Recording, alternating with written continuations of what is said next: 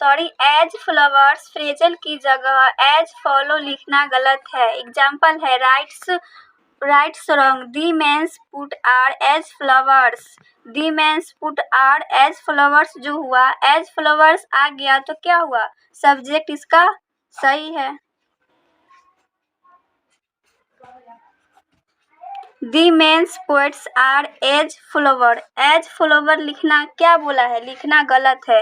As flowers S इसमें लगा दिए तो क्या हुआ, सही है। इसमें एस नहीं लगाए तो क्या हुआ, गलत है जो ये बोला है चार्ट में। अगला है ए नंबर ऑफ बहुत, ए नंबर ऑफ जो है वो बहुत को दर्शाता है, प्लुरल माना जाता है। ए नंबर ऑफ को प्लुरल माना जाता है। इसके साथ प्लुरल सब्जेक्ट था, प्लुरल वर्ब का प्रयोग किया लेकिन दी नंबर ऑफ संख्या को सिंगुलर माना जाता है। इसके बाद आने वाला नाउन प्लुरल होता है कि हमेशा सिंगुलर रहता है। जैसे कहने का मतलब है अगर सेंटेंस में ए नंबर ऑफ आता है तो सब्जेक्ट को क्या लेना है, प्लुरल लेना है, उसका हेल्पिंग वर्ब भी प्लुरल आएगा। अगर सब्जेक्ट सेंटेंस में दी नंबर ऑफ आ रहा है तो उसका सब्जेक्ट जो होगा वो सिंगुलर होगा।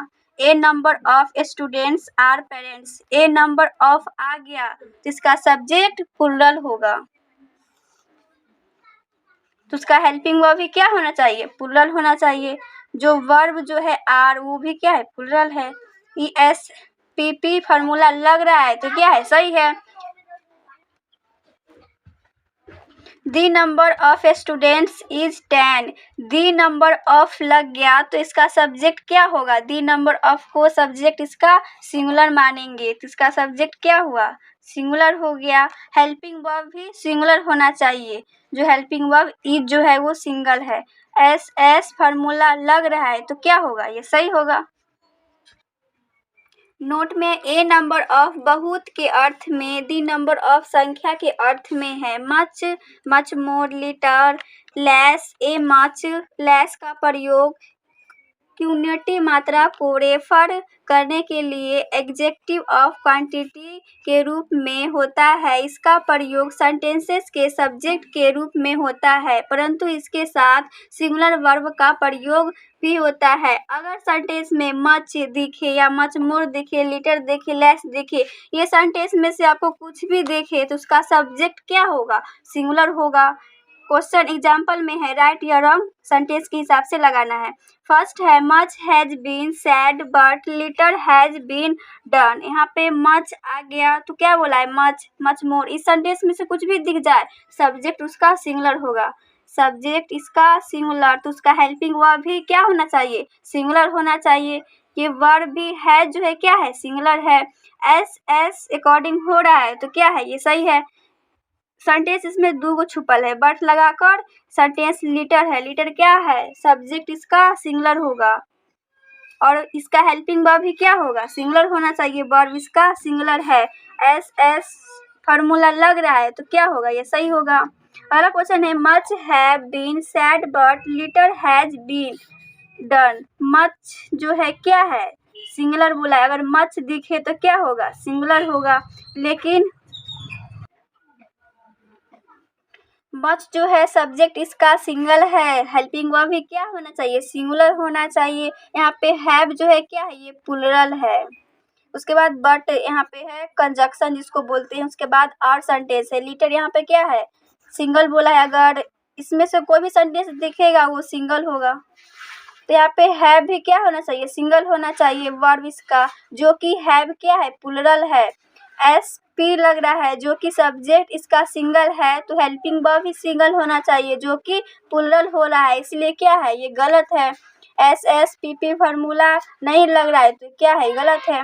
यदि वाक्यों का सब्जेक्ट इन्फिनिटिव प्रोनाउंस अर्थात everybody, somebody, nobody, anybody, someone, everyone, anyone, anything, something, nothing, anything, either, neither हो तो वर्ब सिंगुलर प्रयोग होती है तथा इसके लिए singular pronoun he, him, himself का प्रयोग होता है, न कि they, them, their, theirs, one, one's और वन सेल्फ का।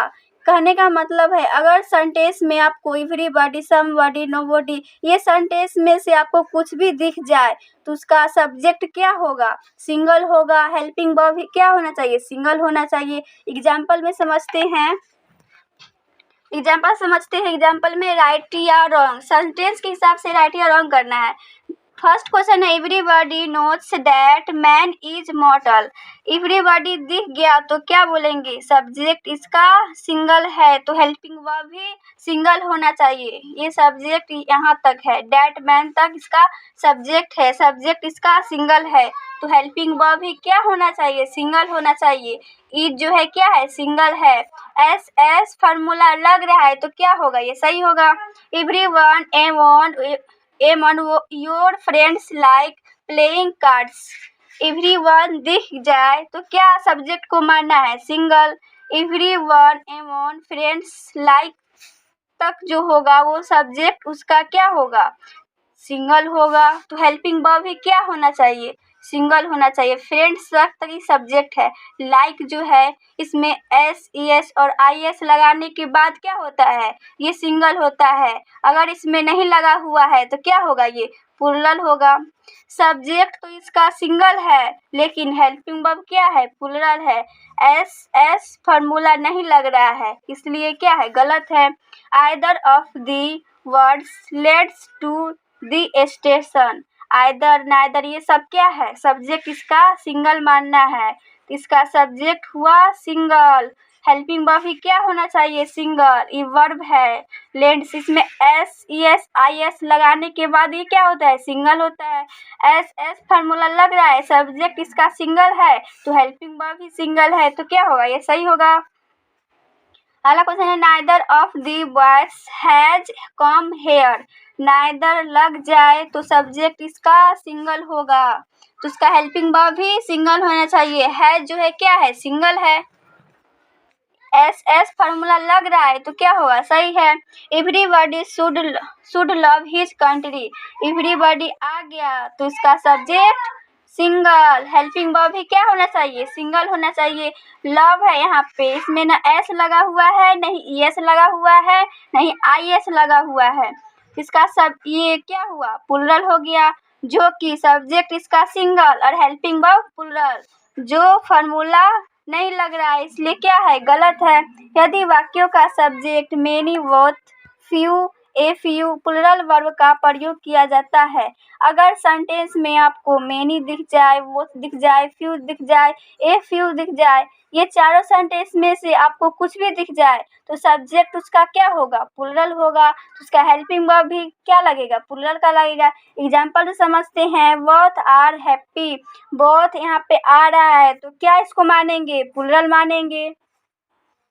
सब्जेक्ट इसका प्लूरल तो हेल्पिंग वर्ब भी क्या होना चाहिए? प्लूरल होना चाहिए। आर यहाँ पे क्या है? प्लूरल है। पीपी फार्मूला लग रहा है तो क्या होगा? ये सही है। अगला क्वेश्चन है many were invited but a few have come. Many यहाँ पे दिख गया तो इसको सब्जेक्ट को क्या मानेंगे? सिंगल मानेंगे, सॉरी प्लूरल मानेंगे।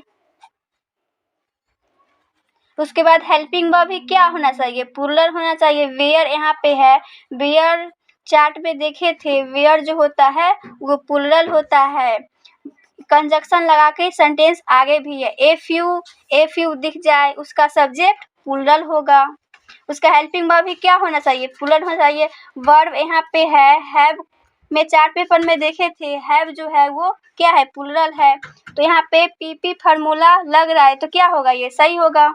दो या दो से अधिक सिंगुलर सब्जेक्ट आइदर और अथवा नाइदर नॉर या केवल और नॉर से जुड़े हो तो वर्ब अपने निकटवर्ती सब्जेक्ट के अनुसार सिंगुलर व प्लूरल होती है। अगर सेंटेंस में आपको आइदर और दिख जाए या नाइदर नॉर दिख जाए तो सब्जेक्ट को क्या मानना है? सब्जेक्ट इसका सिंगुलर होगा या प्लूरल होगा, वो सेंटेंस के पर डिपेंड करता है। सिंगुलर सब्जेक्ट आइदर अथवा नाइदर और नॉर या केवल से जुड़े हो तो वर्ब अपने निकटवर्ती सब्जेक्ट के अनुसार सिंगुलर प्लूरल होती है। अगर सेंटेंस में आपको आइदर दिख जाए या नाइदर दिख जाए तो सब्जेक्ट को क्या लेना है?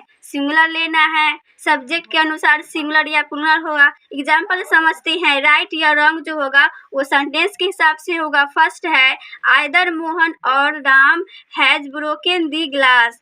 आइदर आ गया तो क्या होगा, इसका सब्जेक्ट सिंगुलर होगा, तो उसका हेल्पिंग वर्ब भी क्या होना चाहिए, सिंगुलर होना चाहिए। चार्ट में देखे थे हैज जो है सब्जेक्ट इसका सिंगल है, एस एस फार्मूला लग रहा है तो क्या होगा, ये सही होगा। सब्जेक्ट इसका सिंगुलर तो हेल्पिंग वर्ब भी सिंगुलर आ गया। अगला क्वेश्चन है neither I nor my brother is guilty of the left. Neither इसमें लगा दिए तो उसका सब्जेक्ट क्या हुआ, सब्जेक्ट इसका सिंगुलर हो गया। उसके बाद हेल्पिंग वर्ब भी सिंगुलर होना चाहिए। यहाँ पे इज है helping verb, is chart paper में देखे थे, इज जो है क्या है, सिंगुलर है। एस एस फार्मूला लग रहा है तो क्या होगा, ये सही होगा। अगला है यू और your brother have to do this work. ये सब्जेक्ट इसका क्या है, प्लूरल है, तो हेल्पिंग वर्ब भी प्लूरल होना चाहिए। हेल्पिंग वर्ब यहाँ पे हैव है। हैव चार्ट में देखे थे, हैव जो होता है वो प्लूरल होता है, सब्जेक्ट इसका प्लूरल तो हेल्पिंग वर्ब भी प्लूरल। ये पीपी फार्मूला लग रहा है तो क्या होगा, ये सही है। अगला क्वेश्चन है यू और your brother has to do this work. You और योर ब्रदर जो है सब्जेक्ट इसका प्लूरल है तो हेल्पिंग वर्ब भी प्लूरल होना चाहिए, जो कि हैज जो है क्या है, वो सिंगल है, जो है वो सिंगल है। तो यहाँ पे पी फार्मूला नहीं लग रहा है, जो सब्जेक्ट इसका प्लूरल है लेकिन हेल्पिंग वर्ब सिंगुलर है, इसलिए क्या है, ये गलत है। Neither you nor I are willing to do it. Neither जो है ये क्या है, सिंगुलर है। नाइदर यहाँ पे क्या है, सब्जेक्ट इसका क्या है, सिंगुलर है। उसके बाद हेल्पिंग वर्ब भी क्या होना चाहिए, प्लूरल होना चाहिए। आर जो है चार्ट में देखे थे उसका ये प्लूरल होता है, यहाँ पे फार्मूला पीपी लग रहा है, इसलिए क्या है, ये सही है। Neither you nor I am willing to do it. Neither you nor I क्या है, सब्जेक्ट इसका सिंगुलर है तो हेल्पिंग वर्ब भी क्या होना चाहिए, सिंगुलर होना चाहिए। सॉरी ये प्लूरल है तो उसका हेल्पिंग वर्ब क्या होना चाहिए, सिंगुलर होना चाहिए। जो एम क्या है, सिंगुलर है, पी एस हो रहा है, पीपी फार्मूला नहीं लग रहा है, इसलिए क्या है, ये गलत है। जब वाक्यों में नोथिंग बट आता है वर्ब हमेशा सिंगुलर ही लगेगी, चाहे नोथिंग बट के बाद आने वाला हो या प्लूरल वाला नाउन सिंगुलर हो। एग्जाम कहने का मतलब है सेंटेंस में अगर नोथिंग बट दिख जाए तो उसका सब्जेक्ट जो होगा क्या होगा, वो सिंगुलर होगा, उसका हेल्पिंग वर्ब भी क्या होगा, सिंगुलर होना चाहिए। एग्जाम्पल से समझते हैं, सेंटेंस के हिसाब से राइट या रॉन्ग करना है। क्वेश्चन है nothing but a students is there. Nothing but आ गया, जिसका सब्जेक्ट क्या होगा, सिंगुलर होगा, जो बोला है रूल में। उसका हेल्पिंग वर्ब भी क्या होना चाहिए, सिंगुलर होना चाहिए। तो इज जो है वो सिंगल है, एस एस फार्मूला लग रहा है तो इसको क्या मानेंगे, ये सही है। अगला क्वेश्चन है nothing but the students is there. Nothing but को क्या लेना है, सब्जेक्ट इसका सिंगुलर रहेगा, उसका हेल्पिंग वर्ब भी सिंगुलर होना चाहिए, तो वर्ब इसका इज जो है क्या है, सिंगुलर है। एस एस फार्मूला लग रहा है, इसको क्या मानेंगे, सही है। Nothing but the students are there. Nothing but जो लग गया उसका सब्जेक्ट क्या होगा, सिंगुलर होगा, जो रूल में बोला है। उसका हेल्पिंग वर्ब भी क्या होना चाहिए, सिंगुलर होना चाहिए। यहाँ पे वर्ब है आर जो कि क्या है, ये प्लूरल है। एस एस होना चाहिए, जो एस पी हो गया, ये फार्मूला नहीं लग रहा है, इसलिए क्या है, ये गलत है। यूथ का प्रयोग युवावस्था के अर्थ में होने पर इसे अनकाउंटेबल नाउन माना जाता है, सिंगुलर वर्ब का प्रयोग होता है। अगर सेंटेंस में आपको यूथ दिखे तो सब्जेक्ट को लेना है क्या, सिंगुलर, और हेल्पिंग वर्ब भी सिंगुलर होना चाहिए। एग्जाम्पल समझते हैं, सेंटेंस के हिसाब से राइट या रॉन्ग करना है। फर्स्ट क्वेश्चन है his youth was full of misery. His youth यहाँ पे दिख गया तो इसका सब्जेक्ट क्या होगा, सिंगुलर होगा, जो बोला है। उसके बाद हेल्पिंग वर्ब भी क्या होना चाहिए, सिंगुलर होना चाहिए। यहाँ पे वाज है, वाज क्या होता है, चार्ट में देखे थे, वाज जो होता है वो सिंगल होता है। सब्जेक्ट इसका सिंगल, तो हेल्पिंग वर्ब भी सिंगल। एस फार्मूला लग रहा है तो क्या है, सही है। अगला क्वेश्चन है, his youth were full of miseries. यहाँ पे हिज यूथ दिख जाए तो इसका सब्जेक्ट क्या होगा, सिंगल होगा, जो रूल्स में बोला है। सब्जेक्ट इसका सिंगल, तो हेल्पिंग वर्ब भी सिंगल होना चाहिए। यहाँ पे वेयर है, वाज जो होता है वो सिंगुलर होता है, वेयर जो होता है वो प्लुरल होता है। सब्जेक्ट इसका सिंगल तो है, लेकिन हेल्पिंग वर्ब, सब्जेक्ट तो इसका सिंगल है लेकिन हेल्पिंग वर्ब प्लुरल है, इसलिए एस फार्मूला नहीं लग रहा है, एस से पी हो गया, जो एस होना चाहिए, इसलिए क्या है, ये गलत है। लेकिन यूथ का प्रयोग युवक के अर्थ में होने पर इसे काउंटेबल नाउन माना जाता है तथा इसका प्लुरल फॉर्म यूथ्स भी होता है। आवश्यकता अनुसार इसके साथ सिंगुलर या प्लुरल वर्ब का प्रयोग किया जाता है। एग्जाम्पल समझते हैं, सेंटेंस के हिसाब से लगाना है, राइट्स या रॉन्ग्स। फर्स्ट क्वेश्चन है, ए youth was playing in the play ground. A youth दिख जाए तो सब्जेक्ट को क्या लेना है, सिंगुलर। अगर यूथ्स दिख जाए तो सब्जेक्ट को लेना है प्लुरल। तो सब्जेक्ट यहाँ पर यूथ है तो ये क्या हुआ, सिंगुलर हो गया। ए यूथ का वर्ब वाज जो है क्या है, सिंगुलर है। एस फार्मूला लग रहा है, इसको क्या लिखेंगे, ये सही है। 3 youths were given a award for coming unit service। यहाँ पे यूथ दिख जाए, यूथ्स है, यहाँ पे यूथ्स है तो इसका सब्जेक्ट क्या होगा, प्लुरल होगा। सब्जेक्ट इसका प्लुरल, तो हेल्पिंग वर्ब भी क्या होना चाहिए, प्लुरल होना चाहिए। वाज यहाँ पे सिंगल है और बेयर क्या है, ये प्लुरल है। सब्जेक्ट इसका प्लुरल, तो हेल्पिंग वर्ब भी प्लुरल। ये पीपी फार्मूला लग रहा है तो क्या होगा, ये सही होगा। यदि hair marriage beauty force material clothes glass का प्रयोग अनकाउंटेबल नाउन के रूप में प्रयुक्त हो तो सिंगुलर वर्ब का प्रयोग होता है। अगर सेंटेंस में आपको ये सब सब्जेक्ट दिख जाए तो सब्जेक्ट को क्या लेना है, सिंगुलर मानना है, उसका वर्ब भी क्या होगा, सिंगुलर होगा। एग्जाम्पल समझते हैं, सेंटेंस के हिसाब से राइट या रॉन्ग करना है। फर्स्ट क्वेश्चन है, a marriage is a partnership not a dictatorship. A marriage दिख जाए तो सब्जेक्ट को क्या लेना है, सिंगुलर।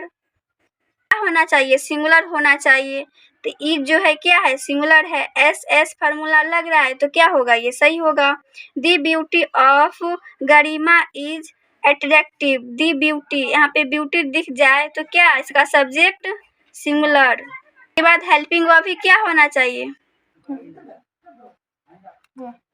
सब्जेक्ट इसका सिंगल है तो हेल्पिंग वर्ब भी क्या होना चाहिए, सिंगुलर होना चाहिए। यहाँ पे इज जो है क्या है, एस फार्मूला लग रहा है तो क्या हुआ, सही हुआ।